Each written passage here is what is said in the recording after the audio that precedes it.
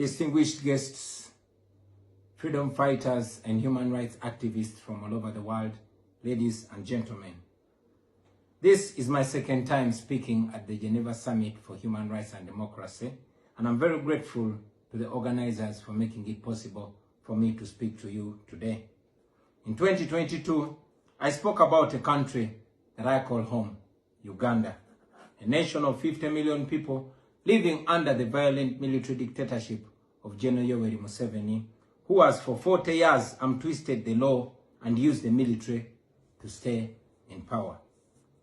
I told you of how I ran for president against him in 2021, how it was the most violent political campaign yet, and how he massacred hundreds of our people on the 18th and 19th of November 2020.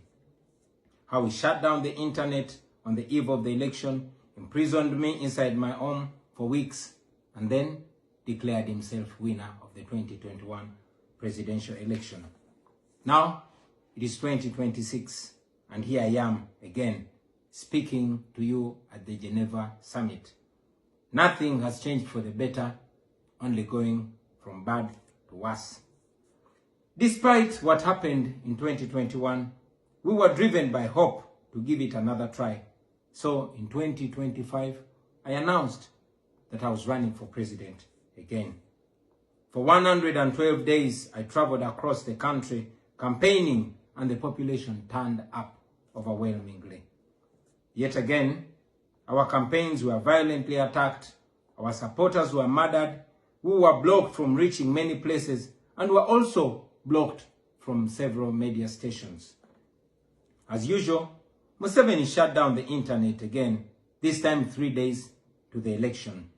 And what happened thereafter was not an election, but a military operation. The election was so rigged to the point that even at the polling station where Museveni voted for, he got much more votes than the actual registered voters in the register on that polling election. Our polling agents in several places were arrested and whisked away. Several of our party officials were arrested and many abducted. 2 female deputy presidents of our political party were abducted and held incommunicado in a military barracks for 3 weeks before being thrown into a prison where they are languishing right at this moment. The military was deployed on our streets, shooting on spot whoever dared to challenge the criminality. It was under these circumstances that Museveni yet again declared himself winner of the election, this time with over 70% of the vote. Right now, I'm speaking to you while in hiding. This is because as soon as the election was finished, Museveni's son, who is also chief of the Ugandan military, issued an order to take me to him, dead or alive. The military acted on his order and raided my home. They tortured my family members, humiliated and undressed my wife, accusing her of hiding me. Meanwhile, they were recording and taking pictures of her, which the military chief later on shared on Twitter and bragged about capturing my wife. They also took over my home and surrounded it, and they are occupying my home as we speak right now. My wife and children had to flee the country for fear of their lives. I am in hiding, but I don't want to be in hiding. It was necessary, though, for me to keep in hiding so I can stay alive and be able to speak to you right now. I've said it before and I say it again, that I'll resurface at the right time in my country.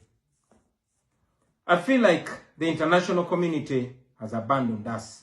They've ignored us and they've left us to the fate of dictators. When I ran for president in 2021, Museveni and his thugs denied their crimes. They killed our people and denied it. They tortured people and denied it. They raided our houses and denied it. General Museveni has been a smart dictator because he puts on a suit, goes to the West and to the UN, speaks very nicely about democracy and human rights, but realistically, he does not mean any of those. He talks about our so-called Human Rights Commission in Uganda, but the same person closed the UN Human Rights Office in Uganda 2 years ago because they dared to question him about his atrocities. Now that is how he has been able to maintain a facade of democracy for 40 years and counting. But now Museveni is 83 years old, and his 51-year-old son, Muhoozi Kainerugaba, commands our military, the Uganda People's Defense Forces, more like Uganda's defense against its own people. And he's effectively in charge. Unlike his father, Muhoozi does not play the role of a good dictator. He openly and shamelessly says despicable things on social media. On Twitter, he openly confesses and brags about committing atrocities against the people of Uganda. When he was summoned by Parliament, he called Parliament a house of clowns and fools, and he threatened to arrest all of them. He describes judges of the Supreme Court of Uganda as clowns in wigs, and he has threatened to crush all journalists that dare to criticize his actions. In April last year, he abducted, detained, and tortured my close friend and bodyguard called Eddie Sebufu, also known as Eddie Mutwe. He later on posted on Twitter naked pictures of Eddie, boasting that Eddie Mutwe was in his basement learning Museveni's mother tongue, Bunyankole. Last month, he bragged about killing 22 of my friends, and he said that he's praying that I am the 23rd person for him to kill. In other words, Museveni and his son no longer fear international retaliation for their crimes. They've been so emboldened by your lack of action. They know that they can murder their own people, imprison them, torture them, remove their fingernails, push needles down their testicles, and nothing will happen to them. Now, they're using rape as a weapon. Boys and girls, men and women, people of all ages have reported being sexually assaulted by Muhoozi's military. And it's not rare. The majority of the people that they capture and unlawfully imprison have reported being raped, whether men or women. It is no longer possible, ladies and gentlemen, for the international community to deny Museveni's violence and atrocities. It's all over social media. And today, I am talking about it to you. Now, this is our call to action. If the international community, the way I see it, if the international community continues to be complacent, then Uganda will go from bad to worse. Museveni and his son's military will massacre many more innocent Ugandans. You, ladies and gentlemen, in the Western world, will be forced to grapple with millions of Ugandan refugees pouring into your countries. And maybe then, the international community will come and commiserate with the people of Uganda, just like they did after the genocide in Rwanda, but it was too late. The second option is that the international community rises to the occasion. You stand by the values that you profess, democracy and human rights. You can rein in on General Museveni and his son through targeted sanctions as well as financial and legal pressures. Ladies and gentlemen, Ugandans are not seeking for pity. Ugandans are only seeking to see the world take action against the individuals that have violated their rights for far too long. Those that have abused democracy with impunity should be the starting point. Please sanction these individuals. Sanction General Museveni. Sanction General Muhoozi. Sanction all the police and military officers that are responsible for gross human rights violations. Sanction those commanders. Sanction the judicial officers that have aided criminality through deliberately misinterpreting the law or skewing it. Those that normalize electoral fraud. Those that remand to prison suspects that should actually be sent to hospital.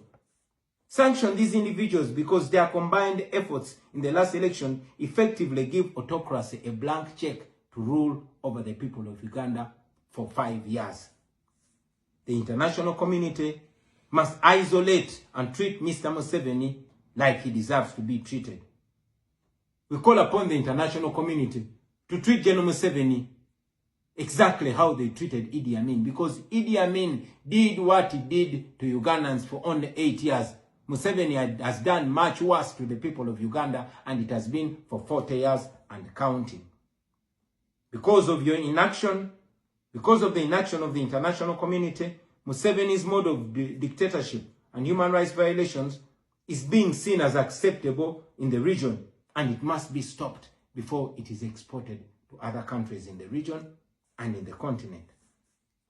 We ask the international community not to recognize Museveni's regime because it is not legitimate. Please terminate any forms of cooperation with this government because he is not legitimate. At the bare minimum, if you cannot stop all the cooperation altogether, at least condition that cooperation to measurable democratic reforms in the short run. On our end, as the people of Uganda, we are committed to non-violent means of changing our country, non-violent means of putting an end to this 40-year-old dictatorship. And you can be sure that the people of Uganda will sooner or later free themselves, because oppressed people cannot stay oppressed forever. With your help, friends, with the help of the international community and development partners, we can change our country. We can liberate Uganda before it is too late. I thank you for listening to me, for God and my country.